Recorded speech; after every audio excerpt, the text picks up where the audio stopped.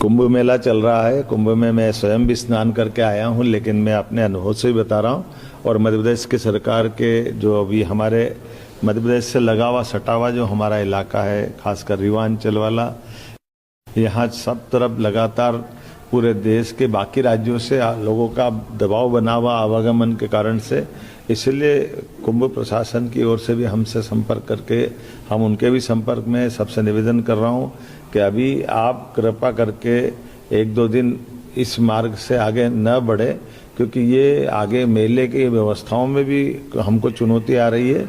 और जिस प्रकार का भीड़ का सैलाब उमड़ा है, वाकई ये हमारे लिए सौभाग्य की तो बात है, लेकिन हमारे लिए व्यवस्थाओं के अंदर थोड़ी मदद की बात भी रहेगी। हमारे राज्य के अंदर जहाँ भी जाम है, जहाँ यात्री है, वहाँ सबके लिए हमने पर्याप्त भोजन, पानी, आराम व्यवस्थाओं के लिए सभी प्रशासन के निर्देश दिए और सामाजिक संस्थाएं भी अपने अपने स्तर पर इसमें लगी हुई है। मैं एक बार फिर सभी अपनी मध्य प्रदेश की धरती पर कुंभ स्नान के जाने वाले दर्शनार्थियों का स्वागत करता हूँ, अभिनंदन करता हूँ, लेकिन विनम्रता से मेरी बात को भी ध्यान दें। आने जाने के मार्गों को आगे देखते जाएं, गूगल से मालूम कर लें। अगर रास्ता खाली तो जरूर आगे बढ़े, अगर रास्ते में कठिनाई है तो योग्य जगह पर रुक करके समय का इंतजार करें।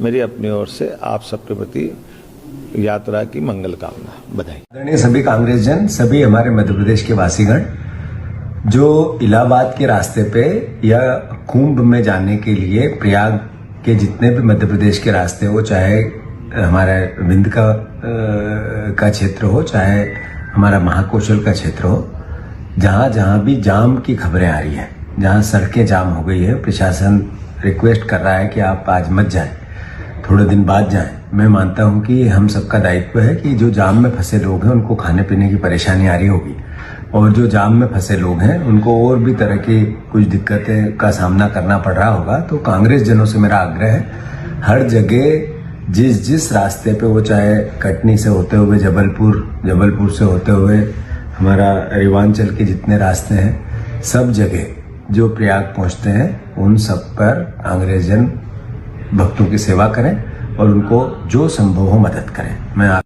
सबका सौभाग्य है, सनातन धर्म के ये गौरवशाली क्षण है। हमारे यहाँ सनातन संस्कृति में प्रत्येक 12 वर्ष में 4 नगरियों में अलग अलग स्थान पर कुंभ और सिंहस्थ, ये नक्षत्रों की एक विशेष ग्रहों की दशाओं के आधार पर कुंभ मेले का स्नान होता है, जो प्रयाग में होता है। उज्जैन में सिंहस्थ होता है, जब बृहस्पति सिंह में राशि में प्रवेश करते हैं। ये प्रत्येक 12 वर्ष में होने वाली अलौकिक घटना है, जिसको समुद्र मंथन की कथा से भी जोड़ते हैं।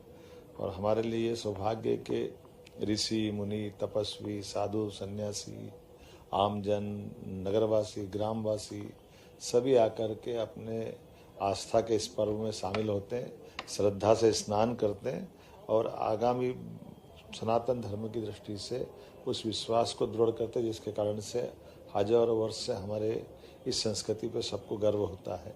मैं मान के चलता हूँ कि कुंभ मेले में हम न केवल अपनी आस्था का प्रकटीकरण करते हैं, बल्कि सच्चे अर्थों में कई मामलों में अपने जीवन के ऐसे अनमोल रहस्यों के लिए ऐसे साधु सन्यासी का सत्संग मिलता है, जिनके माध्यम से जीवन की सार्थकता सिद्ध होती है। हम उनके चरणों में प्रणाम भी करते हैं। और मैं एक बार फिर अपनी ओर से उत्तर प्रदेश सरकार को बधाई देता हूँ। माननीय मुख्यमंत्री योगी आदित्यनाथ जी, जिनने बहुत अच्छे से मेहनत करके शासन जो इस व्यवस्था जुटा सकता वो सब कुछ किया है।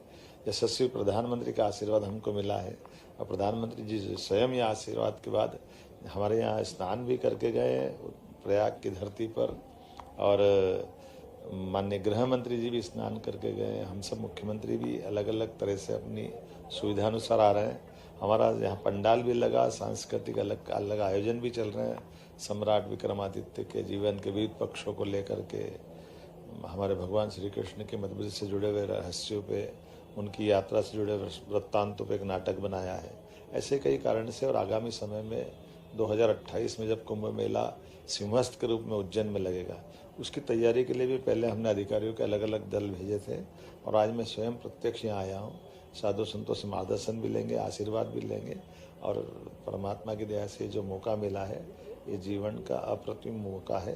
लेकिन प्रदेश की सभी बेहतरी के लिए प्रदेशवासियों की तरफ से मैं भी माँ गंगा यमुना के इस धारा में एक स्नान का अवसर लेना चाहूँगा, जिससे सबके जीवन में माँ कृपा करे।